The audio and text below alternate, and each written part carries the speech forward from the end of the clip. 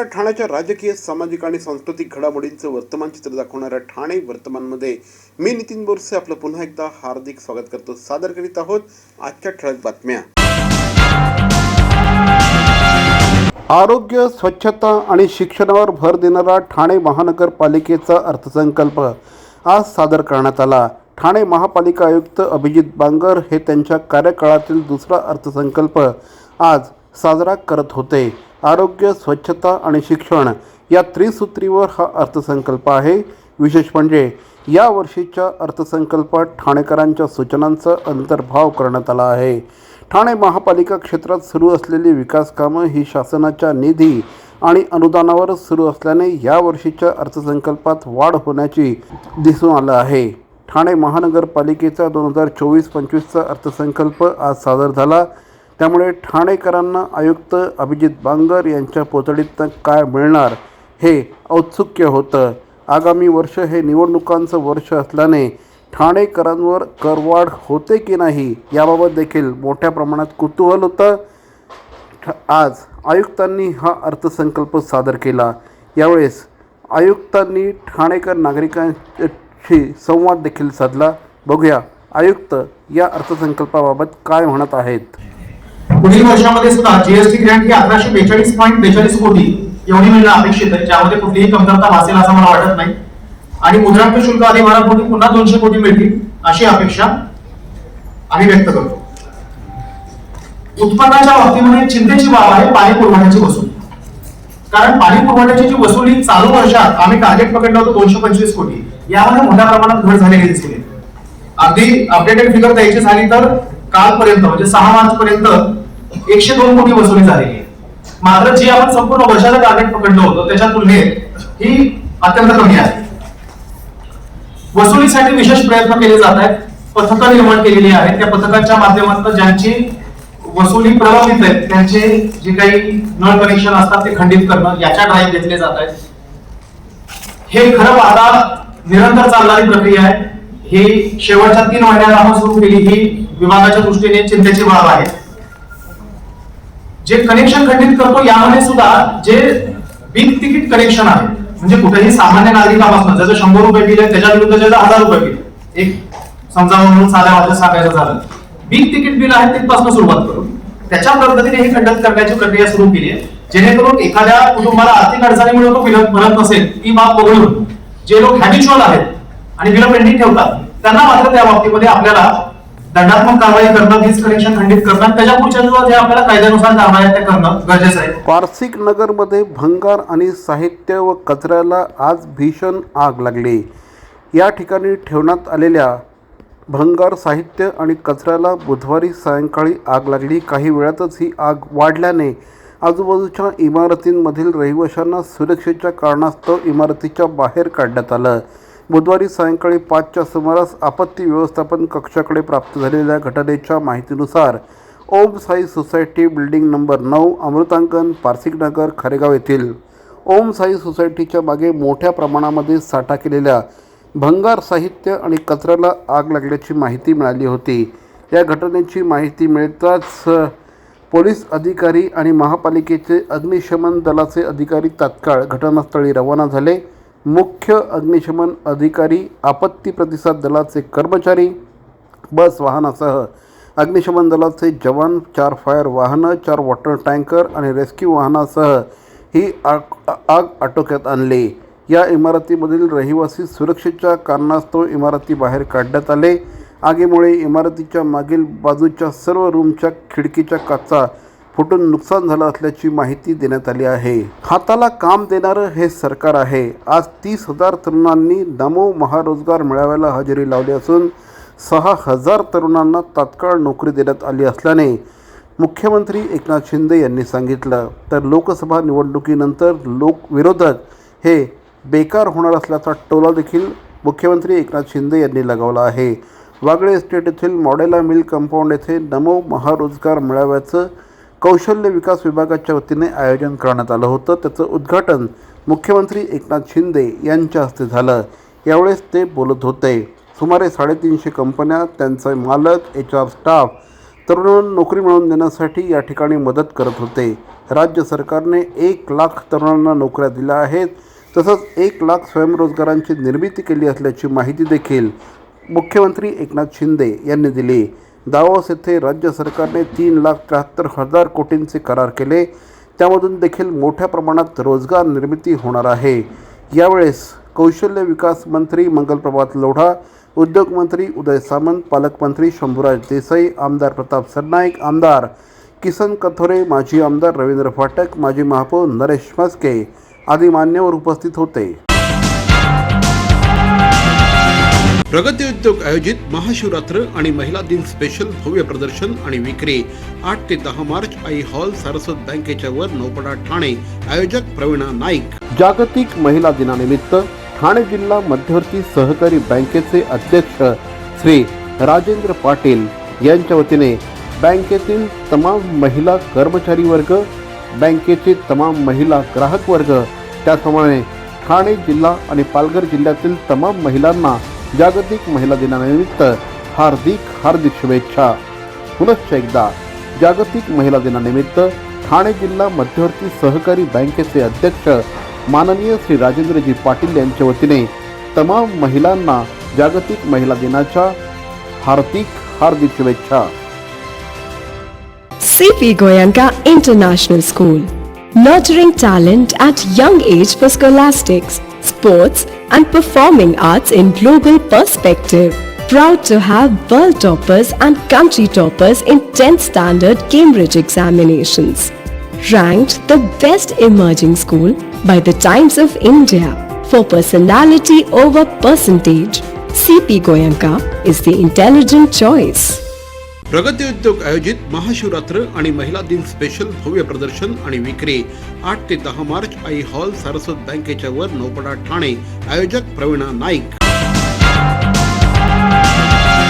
महाराष्ट्र राज्य वीज मंडळ कंत्राटी कामगार संघटनेच्या वतीने सर्व कंत्राटी कामगारांचे संपूर्ण महाराष्ट्रात आंदोलन सुरू आहे. आज ठाण्यातील वागळे महावितरण कार्यालयाबाहेर कंत्राटी कामगारांनी विविध मागण्यांसाठी आंदोलन केलं. यावेळी सरकारच्या विरोधात घोषणाबाजी करण्यात आली. महाराष्ट्रातील महावितरण, महापारेषण आणि महानिर्मिती कंपनीतील सर्व कंत्राटी कामगार, सुरक्षा रक्षक, मीटर रीडर हे मंजूर नियमित रिक्त पदाच्या जागेवरील मागील 15 ते 25 वर्षांपासून कार्यरत आहे. या सर्व कंत्राटी कामगारांना वेतनात 30% वेतनवाढ देण्यात यावी, त्यांना कायम करण्यात यावं किंवा त्यांना वयाच्या 60 वर्षापर्यंत जॉब सिक्युरिटी मिळावी, तसंच कंत्राटी कामगारांना कायम करावं अशा मागण्या यावेळेस करण्यात आल्या. 8,000च्या वर कामगार बसलेला आहे. कोराडीमध्ये 6,000च्या वर कामगार बसलेला आहे. खापरखेड्यामध्ये 4,000च्या वर कामगार बसलेला आहे. उरणमध्ये सुद्धा कामगार लढत आहे. आज जनरेशन ठप्प होण्याच्या मार्गावर आहे. आज हा महाराष्ट्र अंधारात जाण्याची शक्यता आहे. या सरकारला इशारा आहे, जर याच्यावरती तोडगा निघाला नाही तर आम्हाला कायम कामगार म्हणून या 30 संघटना याच्यामध्ये सामील होणार आहे. तेव्हा या सरकारला निवडण्याचा विषय आहे. आमचा अंत बघू नका, यांच्या भविष्याला कुठेतरी शाश्वती द्या, एवढंच आमचं या निमित्ताने सांगण्यात आहे. म्हणून कालपासून हा बेविरुद्ध संप पुकारले. तंबाखूजन्य सेवनामुळे मौखिक कर्करोगाचा धोका वाढला असताना ठाणे जिल्ह्यातील ग्रामीण आणि शहरातील मौखिक कर्करोगांना वेळेत उपचार मिळावे यासाठी सिव्हिल रुग्णालयात डॉक्टरांसाठी प्रात्यक्षिक बायोप्सी प्रशिक्षण शिबिराचं आयोजन करण्यात आलं होतं. त्यामुळे रुग्णांना वेळेत तपासणी आणि निदान होण्यास वेळ मिळणार आहे. जगभरात मौखिक कर्करोगांची संख्या वाढली असून भारतामध्ये दरवर्षी सुमारे 1 लाख तोंडाच्या कर्करोगांचं प्रमाण आढळून येतं. ठाणे जिल्ह्याचा विचार केला तर शहरापेक्षा ग्रामीण आणि दुर्गम भागात तंबाखू सेवनाची अनेकांना सवय आहे, मात्र याचा परिणाम आरोग्यावर होत असतो. तोंडाचा कर्करोग तंबाखूमुळे होण्याची शक्यता असते. कर्करोगाचं वेळीच निदान झालं नाही तर मृत्यू देखील ओढवू शकतो. या पार्श्वभूमीवर मौखिक कर्करोग झालेल्यांना रुग्णांना त्वरित उपचार मिळावेत यासाठी जिल्हा शल्यचिकित्सक डॉक्टर कैलास पवार आणि अतिरिक्त जिल्हा शल्यचिकित्सक डॉक्टर धीरज बहांगडे यांच्या मार्गदर्शनाखाली खास दंततज्ञ डॉक्टरांसाठी प्रात्यक्षिक बायोप्सी प्रशिक्षण शिबिर आयोजित करण्यात आलं असल्याची माहिती पवार यांनी दिली. जागतिक स्तरावर मुखकर्करोगाचं प्रमाण खूप वाढलेलं आहे. हे लक्षात घेता सार्वजनिक आरोग्य विभाग यांनी राबवलेल्या राष्ट्रीय मौखिक आरोग्य कार्यक्रमाअंतर्गत आपण आज इथे प्रात्यक्षिक प्रशिक्षण ठेवलेलं आहे जिल्ह्यातील सर्व दंतशल्य चिकित्सकांसाठी. यामागे हेतू असा आहे की जेवढे आपले डेंटल सर्जन्स आहेत जिल्ह्यातले त्यांना बायोप्सी करता आली पाहिजे. या कार्यशाळेला आपण सर्व डेंटल सर्जन्स यांना बोलवलेलं आहे या जिल्ह्यातल्या, आणि त्या अनुषंगाने आपण त्यांना बायोप्सी करण्याचं प्रशिक्षण देणार आहे. बायोप्सी ही एक प्रोसिजर आहे की एखादा पेशंट तुमच्याकडे आलेला आहे, रुग्ण आला आहे आणि तुम्हाला त्याला मौखिक कर्करोग झाला आहे हे निदान आपण कसं करावं, तर त्याच्यासाठी आपण त्याला काही ब्लड टेस्ट वगैरे सांगतो, काही टेस्ट केल्या जातात आणि नंतर बायोप्सी केली जाते. बायोप्सी ही एक प्रोसिजर आहे ज्यामध्ये जो पॅच आलेला आहे की ज्याला आपण म्हणतो की हे कर्करोगाचा पॅच आहे, त्या पॅचमधून एक तुकडा काढला जातो. पॅच असू शकतो, स्वेलिंग असू शकतो किंवा सूज आलेली आहे किंवा एखादी जखम झालेली आहे, त्याच्यातून आपण एक तो तुकडा टिश्यूचा काढला जातो आणि तो तुकडा हिस्टोपॅथॉलॉजिकल चेकिंगसाठी लॅबला पाठवला जातो. त्याचे रिपोर्ट्स आल्यानंतर आपण त्या पेशंटला कन्फर्मेशन देतो की तुम्हाला मुखकर्करोग आहे आणि त्याची पुढची ट्रीटमेंट केली जाते. मग ही जी बायोप्सी प्रोसिजर आहे याचं प्रशिक्षण सगळ्यांना मिळालेलं नाही आहे. हे हेतू लक्षात घेता आपण हे कार्यशाळा ठेवलेली आहे की ज्याच्यामध्ये याला आपण प्रात्यक्षिक बायोप्सी कार्यालय म्हणतोय किंवा प्रशिक्षण म्हणतो आहे. आणि याच्यामध्ये आपण बायोप्सी कसं करणार आहोत हे बघणार आहोत आणि आपण स्वतः करणार आहोत. हे करण्यासाठी आपल्याकडे ऑन्कोलॉजिस्ट ऑन्कोसर्जन्स आपण बोलवलेले आहे. टाटावरून डॉक्टर हितेश सिंघवी म्हणून ऑन्कोसर्जन आहेत, हे आपल्याला याच्यामध्ये मदत करणार आहेत. ते आमचं प्रशिक्षण घेणार आहेत, आधी काही लेक्चर्स घेणार आहेत आणि त्याच्यानंतर ते बायोप्सी कशी करावी ही प्रोसिजर हँड्स ऑन आम्हाला ओटीमध्ये दाखवणार आहे. प्रगती उद्योग आयोजित महाशिवरात्र आणि महिला दिन स्पेशल भव्य प्रदर्शन आणि विक्री 8 ते 10 मार्च आई हॉल सारस्वत बँकेच्या वर नौपडा ठाणे. आयोजक प्रवीणा नाईक.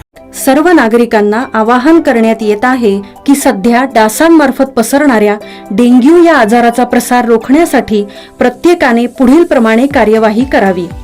डेंग्यू आजार एडिस इजिप्ती हा डास चावल्याने होतो. या डासांची पैदास साचलेल्या किंवा साचवलेल्या स्वच्छ पाण्यामध्ये होते. 8 दिवसांपेक्षा जास्त दिवस पाणी उघडे व साचून राहिल्यास त्यात डास अंडी घालतात. अंड्यांच्या अळ्या तयार होऊन पुढे डास तयार होतात. यासाठी आपल्या घरातील पाणी साठे उदाहरणार्थ बॅरल्स, पिंपे, टाक्या, हौद, रांजणे इत्यादी दर आठवड्याला रिकामे करून घासून पुसून कोरडे करून पुन्हा भरावे. 1 दिवस कोरडा दिवस म्हणून पाळावा. पाणी साठ्यांना घट्ट झाकणे बसवावीत किंवा जुनी साडी, चादर, धोतर यांनी बांधून झाकून ठेवावीत, म्हणजे डास त्यात जाऊन अंडी घालणार नाहीत. घराच्या गच्चीवर, आजूबाजूला, अंगणात कोठेही पाणी साचू देऊ नये. भंगार सामान उघड्यावर टाकू नये. उदाहरणार्थ टायर्स, प्लास्टिक सामान, कुंड्या, टाकाऊ वस्तू इत्यादी. अशा सामानात पावसाचे पाणी साठून त्यात डेंग्यूच्या डासांची पैदास होते. घरातील कूलर्स, फ्रीजच्या पाठीमागील ट्रे हे देखील वेळोवेळी कोरडे करावेत. लक्षात ठेवा, नुसत्या फवारणीने डास घनता कमी होत नाही, तर त्यासाठी डास पैदास ठिकाणे नष्ट करणे ही आपल्या सर्वांची जबाबदारी आहे. कोणताही ताप अंगावर न काढता जवळच्या शासकीय रुग्णालयात मोफत औषधोपचार घ्या. अशा प्रकारे नागरिकांनी सहकार्य केल्यास डेंग्यूचा प्रसार रोखणे सहज शक्य आहे.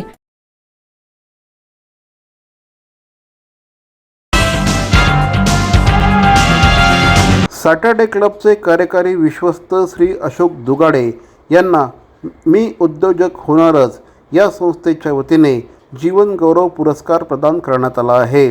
स्वर्गीय माधवराव भिडे यांच्या निधनानंतर श्री अशोकराव दुगाडे यांची सॅटर्डे क्लबच्या मॅनेजिंग ट्रस्टीपदी नियुक्ती करण्यात आली. त्यानंतर गेले अनेक वर्ष श्री अशोक दुगाडे हे सॅटर्डे क्लबचे कार्यकारी विश्वस्त म्हणून कार्यरत आहेत. या कालावधीमध्ये संपूर्ण महाराष्ट्रातच नव्हे तर महाराष्ट्राच्या बाहेर देखील सॅटर्डे क्लब पोचवण्याचं महत्त्वपूर्ण कार्य श्री अशोक दुगाडे यांनी केलं आहे. संघटनेतल्या सर्व कार्यकर्त्यांच्या पाठीवर हात फिरवून त्यांना मजबूती देण्याचं काम कायम श्री अशोक दुगाडे यांनी केलं. महाराष्ट्रामध्ये उद्योजकता वाढावी, उद्योजक वाढावे या दृष्टिकोनातून पायाला भिंगरी लागल्यासारखे श्री अशोक दुगाडे हे गेले अनेक वर्ष कार्यरत आहेत. त्यांच्या या कार्याची दखल घेत मी उद्योजक होणारच या संस्थेच्या माध्यमातून त्यांना उद्योगमंत्री श्री उदय सामंत यांच्या हस्ते या पुरस्काराने सन्मानित करण्यात आलं। यावेळेस श्री संतोष पाटील, त्याचप्रमाणे मी उद्योजक होणारचे श्री निलेश मोरे यांच्यासह अनेक मान्यवर व्यासपीठावर उपस्थित होते। तर मंडळी, या होत्या आजच्या ठळक बातम्या। आजचा एपिसोड आपल्याला कसा वाटला आम्हाला जरूर कळवा। आमचा पत्ता आहे Dadoji Konde stadium, shop number 16, Khatan road, Thane पश्चिम, दूरध्वनी क्रमांक 9820939420। तर मग पुन्हा भेटू उद्या याच वेळी याच ठिकाणी ठाणे वर्तमानमध्ये। तोपर्यंत धन्यवाद। जय हिंद, जय महाराष्ट्र।